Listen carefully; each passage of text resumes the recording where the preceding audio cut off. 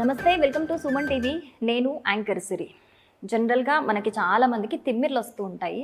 మరి ఆ తిమ్మిర్లు నార్మల్గా వస్తున్నవా లేకపోతే ఏదైనా ప్రాబ్లం వల్ల వస్తున్నవా అనేది మనలో చాలా మందికి తెలియదు. ముఖ్యంగా ఈ స్పైనల్ ప్రాబ్లం ఉన్న వాళ్ళకి వచ్చే తిమ్మిర్లకి, నార్మల్గా వచ్చే తిమ్మిర్లకి డిఫరెన్స్ అయితే ఈ రోజు మన టాపిక్. మరి దీనికి సంబంధించి మనం డౌట్స్ అయితే క్లారిఫై చేసుకుందాం. మనం ప్రజెంట్ ఇప్పుడు హైదరాబాద్లోని బంజారా హిల్స్లోని తేజ స్పైన్ క్లినిక్లో ఉన్నాము. మనతో పాటు డాక్టర్ తేజ గారు ఉన్నారు. సో ఆయనతో మాట్లాడి మన డౌట్స్ క్లారిఫై చేసుకుందాం. డాక్టర్ గారు నమస్తే. డాక్టర్ గారు, ఈ స్పైన్ ప్రాబ్లంకి సంబంధించి తిమ్మిర్లు వస్తూ ఉంటాయి. కానీ మనలో చాలా మందికి కూడా జనరల్గా కూడా తిమ్మిర్లు వస్తూ ఉంటాయి. అంటే ఈ డిఫరెన్స్ ఎలా తెలుసుకోవాలంటారు? ఇప్పుడు మనకి స్పైన్ ప్రాబ్లం తిమ్మిర్లు ఉన్నాయి అనుకోండి, ఏదైనా యాక్టివిటీలో పెరుగుతుంది. ఈవెన్ ఫార్వర్డ్ బెండింగ్, ముందు కొంగినప్పుడు కానీ సో ఆ తిమ్మిరి పెరగడం, అలానే పిన్స్ అండ్ నీడిల్ సెన్సేషన్ రావచ్చు, షాక్ లైక్ సెన్సేషన్ అలా ఉంటుందన్నమాట. ఏదైనా యాక్టివిటీలో ఈ తిమ్మిరి అనేది పెరుగుతుంది. మామూలుగా జనరల్గా వీక్నెస్ ఉన్నప్పుడు ఏంటంటే వీళ్ళకి యాక్టివిటీ చేసినా చేయకపోయినా అది కాన్స్టెంట్ గా ఉంటుంది ఆ తిమ్మిరి అనేది. ఇలా డిఫరెన్షియేట్ చేయొచ్చు. అలానే వైటమిన్స్ డెఫిషియన్సీలో కూడా ఉంటుంది. కామన్ గా ఇప్పుడు నేను చూసేది ఏంటంటే ఈ నమ్నెస్ అనేది కామన్ గా చూస్తుంటామట. అది మనకి B12 డెఫిషియన్సీలో చాలా వరకు కామన్. ఇది దాన్నే సబ్ అక్యూట్ కంబైన్డ్ డీజనరేషన్ అంటాం. సబ్ అక్యూట్ కంబైన్డ్ డీజనరేషన్ అంటే ఏంటంటే B12 డెఫిషియన్సీ ఉన్నప్పుడు ఈ మైలిన్ అనేది కొంచెం తగ్గి ఈ డ్యామేజ్ అయ్యి దాని వల్ల కూడా ఈ తిమ్మిర్లు అనేది కామన్ గా వస్తుంటాయి. సో దీన్ని ఎలా డిఫరెన్షియేట్ చేస్తామంటే, సో ఏదైనా యాక్టివిటీలో ఇప్పుడు తిమ్మిరి పెరుగుతుంది, లేదంటే కొన్ని టెస్ట్లు ఉంటాయి దీనికి. సో అవి చూసి ఫిజికల్గా ఎగ్జామిన్ చేసి సో ఇది దేని వల్ల వస్తుందని చూస్తాం. అలానే కొన్ని డయాగ్నోస్టిక్ టెస్ట్లు కూడా ఉంటాయి అన్నమాట మనకి. సో ఆ బ్లడ్ టెస్టులతో కూడా మనకి ఏమైనా వైటమిన్స్ డెఫిషియన్సీ ఉందా, దాని వల్ల వస్తుందా, లేదంటే MRI సిటీ స్కాన్స్ కూడా చూస్తాం. ఏమైనా డిస్క్ బల్జ్ ఎక్కువగా ఉంది, ఆ నర్వ్ పైన ప్రెషర్ పడి తిమ్మిరి వస్తుందా అని చూసి దాన్ని అలా డిఫరెన్షియేట్ చేయడం అనేది జరుగుతుంది మనకి. అంటే ఫ్రీక్వెంట్ గా వస్తుందంటారా స్పైన్ ప్రాబ్లం ఉన్న వాళ్ళకి తిమ్మిర్లు? స్పైన్ ప్రాబ్లం ఉన్న వాళ్ళకి ఫ్రీక్వెంట్ గా అంటే అది సివియారిటీ అండి. అంటే మనకి డిస్క్ బల్జెస్ లో స్టేజెస్ ఉంటాయి. ఈ ప్రొలాప్స్ కానీ, డిజనరేషన్ కానీ, ఎక్స్ట్రూషన్ కానీ, సీక్వెస్ట్రేషన్ కానీ, అది డిపెండ్స్. అండ్ దీంట్లో కూడా ఇంకా టైప్స్ ఉంటాయి మనకి. పోస్టీరియర్ లాటరల్ కావచ్చు, అండ్ ఫొరామినల్ కావచ్చు, అలానే సెంట్రల్ కార్డ్ కంప్రెషన్ కావచ్చు. ఏ టైప్ ఆఫ్ మనకి డిస్క్ బల్జ్ కంప్రెషన్ ఉంది దాన్ని బట్టి మేము చెప్తాం అన్నమాట. సో ఆ సివియారిటీ అంటే అక్కడ వచ్చే నర్వ్ రూట్ ఎక్కడ వస్తుంది, సో ఇక్కడ ఏమైనా రిఫ్లెక్సెస్ ఏమైనా లో అయినాయా, అవన్నీ చూసి మనం చెప్పచ్చు. అంటే పేషెంట్ ఉండే ప్రాబ్లమ్ సివియారిటీ బట్టి అయితే అది ఎలా వస్తుంది అనేది చెప్పచ్చు అండి. ఓకే. అలాగే ఇంకొకటి ఈ వెన్నుపూస జారడం అని అంటారు. అసలు వెన్నుపూస జారడం అంటే ఏంటి, ఎలాంటి ప్రాబ్లం అది అసలు? దాన్ని మేము స్పాండిలోలిస్థెసిస్ అంటాం అన్నమాట. అంటే ఇక్కడ ఏమవుతుందంటే ఇప్పుడు నేను చూపిస్తాను చూడండి. ఇప్పుడు మనకి వర్టిబ్రేస్ అంటాం. ప్రతి 2 బోన్స్ మధ్యలో ఇలా డిస్క్ ఉంటుంది అన్నమాట మనకి. ఓకేనా?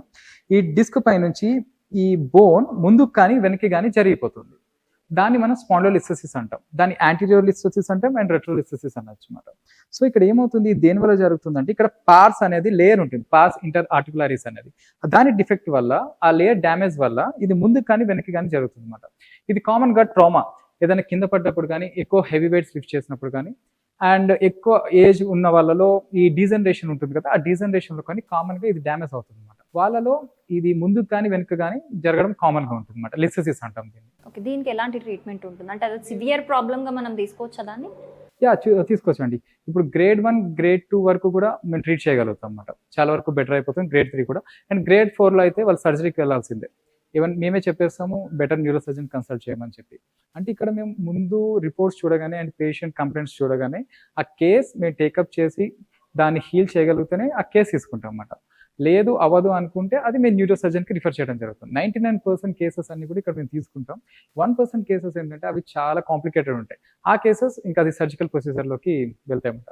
అది సర్జన్సే తీసుకోవాల్సి ఉంటుంది. సో దీని రిలేటెడ్ రీసెంట్ గా మీరు ఏమన్నా ట్రీట్ చేశారు? దీని రిలేటెడ్ కేసెస్ మాకు చాలా రెగ్యులర్ గా ఉంటాయండి. అన్ని క్లినిక్స్ లో కూడా ఇప్పుడు నవేడేస్ కామన్ అన్నమాట. డిస్క్ బల్జెస్ కానీ ఈ స్పాండిలోలిస్థెసిస్ అనేది కామన్. ఇప్పుడు మీకు చూపించే కేసు ఇది మల్టిపుల్ డిస్క్ బల్జెస్, ఇదే ప్రాబ్లం అన్నమాట. ఈ డిస్క్ బల్జెస్ తోనే వచ్చారు, చాలా ఇయర్స్ నుంచి సఫర్ అవుతున్నారు. And before and after treatment తీసుకున్న తర్వాత వాళ్ళ పెయిన్ ఇంటెన్సిటీ ఎంత తగ్గింది మీరు అడిగి తెలుసుకోవచ్చు. నమస్తే అండి. నమస్తే మేడం. మీ పేరేంటండి? వెంకటేష్ మేడం. వెంకటేష్ గారు ఎక్కడి నుంచి వచ్చారు? మోతీనగర్. సో మీకున్న ప్రాబ్లం ఏంటి అసలు? Back pain madam. ఓకే. మీరు ఇక్కడికి ఎలా వచ్చారు?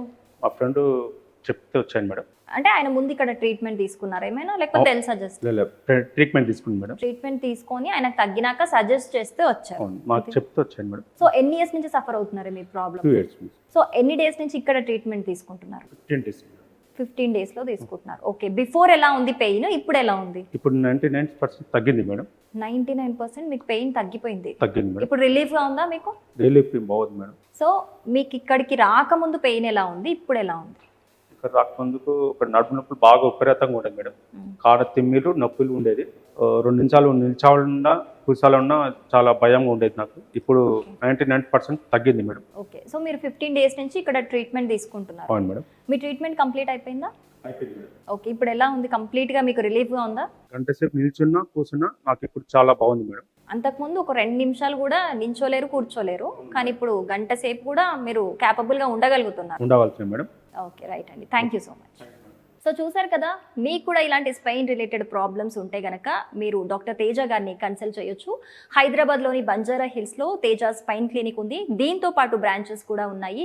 విజయవాడ, వైజాగ్, కర్నూలు, తణుకు, రాజమండ్రి, బెంగళూరులో కూడా బ్రాంచెస్ ఉన్నాయి. సో మీకు దగ్గరలోని బ్రాంచ్కి వెళ్ళి మీరు కన్సల్ట్ అవ్వచ్చు.